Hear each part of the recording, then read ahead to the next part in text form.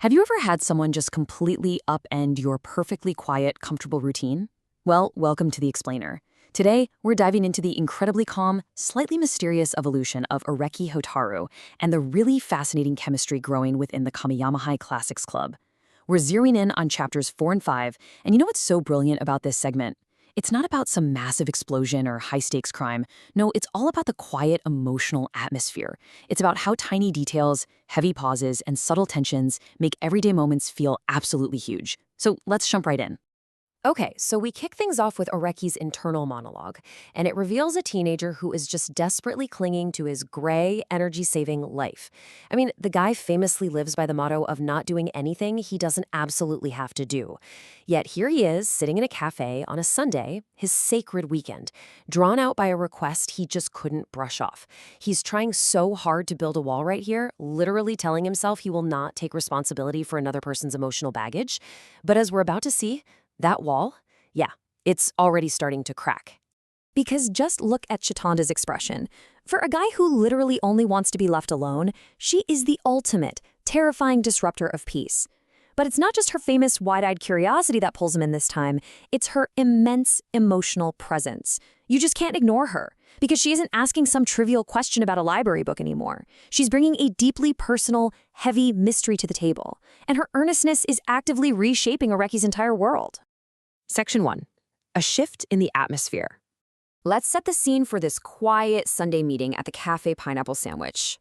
The author deliberately zeroes in on sensory details to make this seemingly everyday moment feel incredibly heavy. The cafe is decorated in these somber, dark brown hues.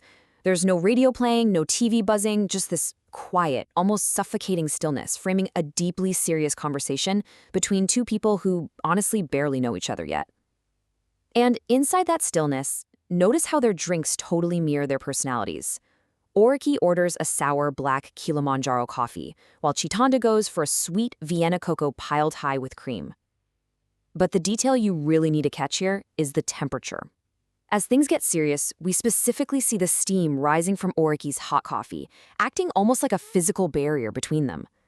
Meanwhile, Chitanda's cocoa just sits there, completely untouched, going cold.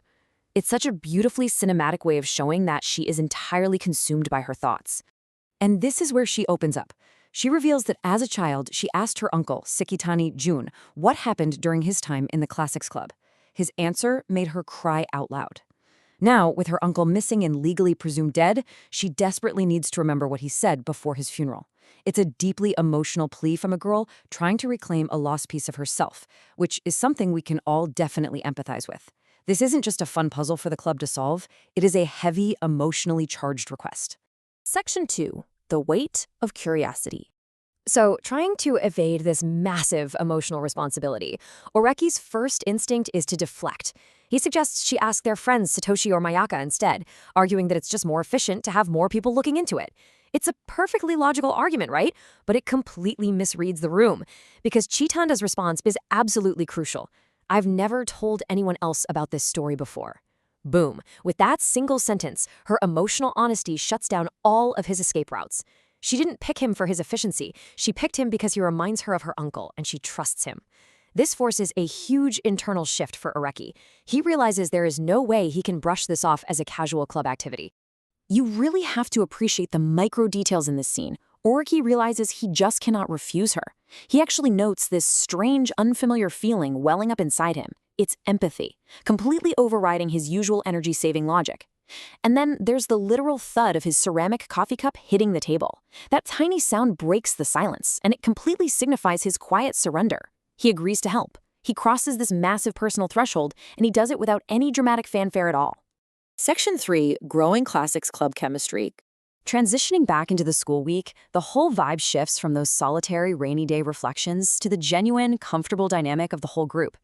Midterms are over, and the focus is back on the club. What we're seeing now isn't just 4 random kids in a room.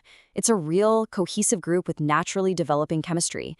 And Oreki's lukewarm, energy-saving mindset, it is perfectly captured by his midterm rank. Out of 350 students, he placed exactly 175th, dead center. As he admits himself, his studying was lukewarm at best. He isn't driven by Chitanda's passion, Satoshi's eccentricity, or Mayaka's strict standards. Honestly, it takes genuine effort to be that perfectly, squarely average. But look at how comfortable they are together now.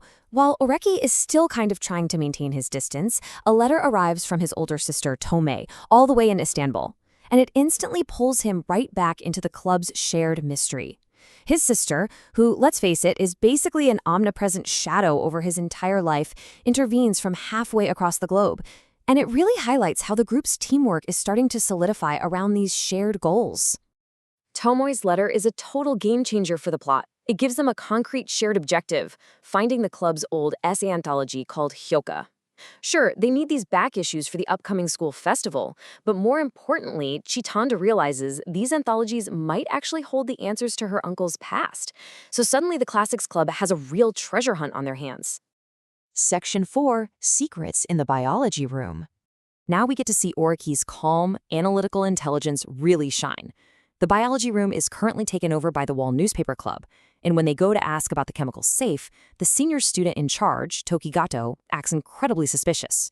But look at how cleanly Oreki's logic maps out the investigation. He doesn't just wander around guessing. First, he proactively visits the staff room to get the clubroom's history. Second, they head to the biology room. Third, while Chitanda is politely but completely fruitlessly questioning Tokigato, Oreki just hangs back and quietly observes the room. This cool, step-by-step logic contrasts so beautifully with Chitanda's emotional intensity. It shows exactly why Oreki is such a vital piece of this puzzle. Because he notices things no one else does. A small electric fan running on max speed. A male summer uniform shirt just casually hung up by an open window. Cardboard boxes weirdly cluttered around a photocopier. To anybody else, it's literally just a messy high school club room, right?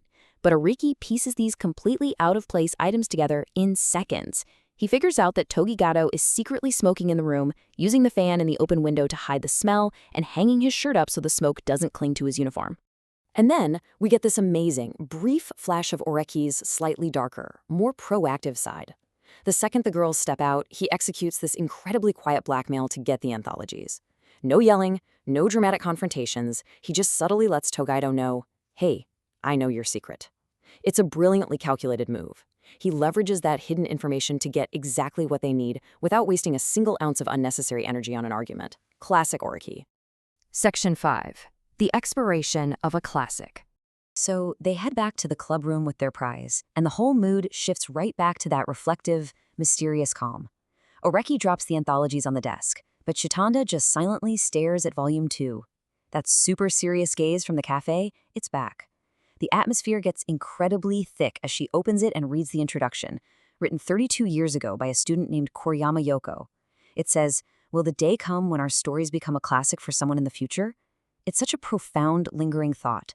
It hits right at the central theme of the whole story, the passing of time and the fading of memories. The kids who wrote this were young, vibrant, and alive. And now they're just history locked away in a rusted chemical safe. Makes you think, doesn't it? Will the everyday moments we are living right now just become some forgotten classic to someone decades from now? It dawns on them that there is an actual expiration date for these classics, a point where real memories just fade away into myth. To finally uncover why Chitanda cried, they have to know what happened to her uncle 33 years ago. But here's the catch. Volume 1 is completely missing from the safe. The trail is instantly cold, and it leaves us with this haunting question. If a memory isn't preserved, did it ever really happen at all? And just how far is the Classics Club willing to go to keep Sekitani Jun's truth from expiring completely?